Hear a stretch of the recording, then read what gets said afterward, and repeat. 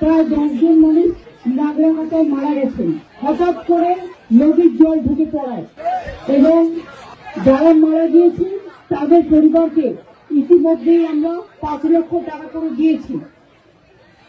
আর আমি বলে দিয়েছিলাম যারা মারা গিয়েছেন তাদের পরিবারকে একটা করে চাকরি দেবো, স্পেশাল হোমগার্ড।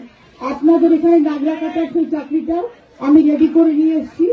হেলথ ক্যাম্প চলছে, ডাক্তাররা আছেন এখানে। যে ব্রিজটা আপনারা পেরিয়ে যেতেন পায়ে মানে জলে করে, জলে যেহেতু স্রোত আছে তাই একটা ছোট্ট লোহার আমরা একটা স্ট্রাকচার দাঁড় করিয়ে দিয়েছি।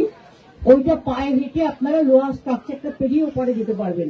ওটা আজকেই করা হয়েছে। প্লাস রবার্ট বোর্ড যেগুলো আছে সেগুলো তো আছেই। কিচেন এখন চলবে।